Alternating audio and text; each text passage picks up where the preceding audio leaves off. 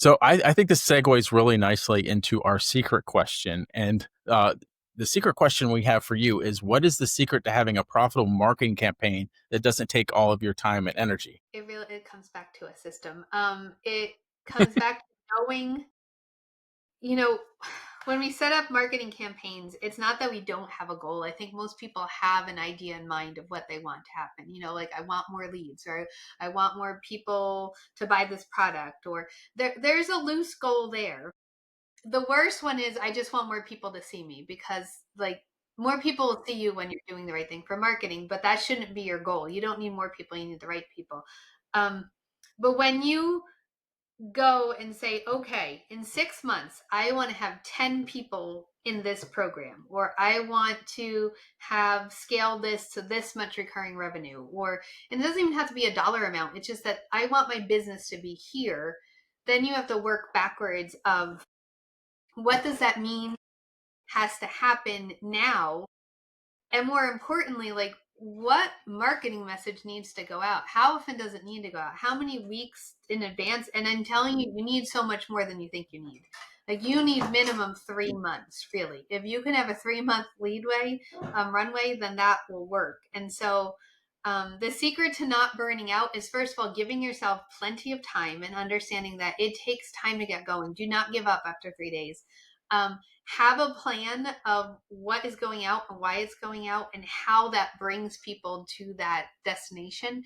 And then have a plan B, because not everybody's going to buy into that thing that you want to sell 10 of, but they might buy into a lower ticket, or they might join a nurture sequence to get them into like the next, event or whatever. So I think those are the biggest things. When we put all our eggs in one basket and a lot of pressure on us to do something in 2 weeks, it's just designed to fail, and it's just not fair to us or our audience. Um, Yeah, so, that's so. I love what you had to say in there, specifically about a runway. So often we don't give ourselves enough runway, especially if it's something brand new that we're doing, right? That yes, we have this vision. Oh, because I want the customers tomorrow. This needs to yes, happen tomorrow.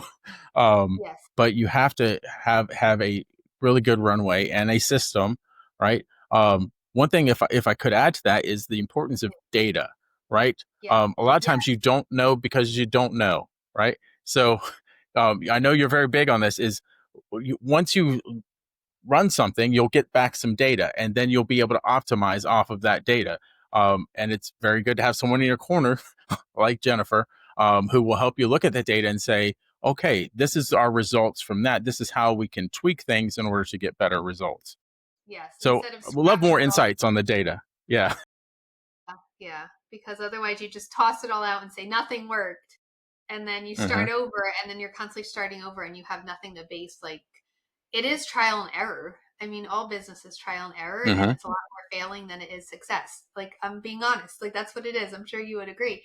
But that failure isn't really failure unless you don't learn from it. And the only way you're going to learn from it is having that data and taking a step back and looking at what is working, what isn't working, and possibly meeting with an expert that can tell you there's a hole right here that you're missing, because that's generally what it is.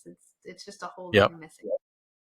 Yeah. Sometimes you try to skip a step or uh, or something else that made it Yeah. all go awry. Mm. Um, what do you feel like the biggest mistake a lot of businesses make when they overcomplicate their marketing?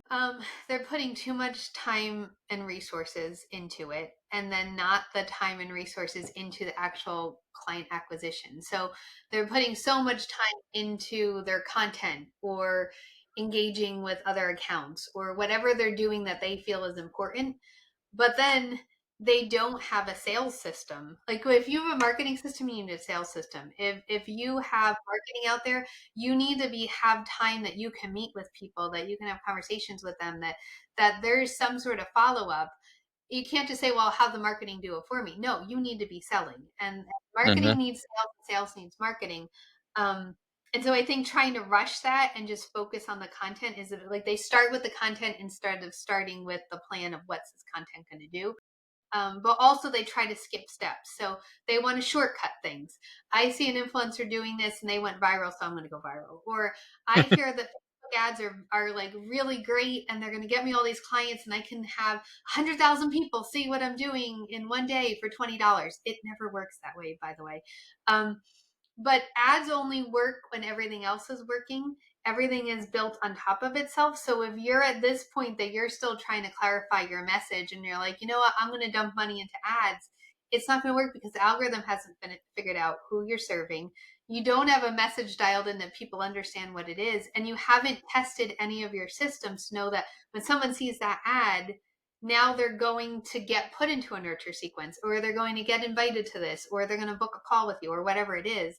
Until that can happen manually and you have spent hours doing it and you're like, okay, this is what works, you can't automate it and you can't shortcut it. It doesn't matter how great AI gets either. I'm just going to throw that out there. Thanks for checking out the Profitable Christian Business Podcast. Remember to like, subscribe, and share.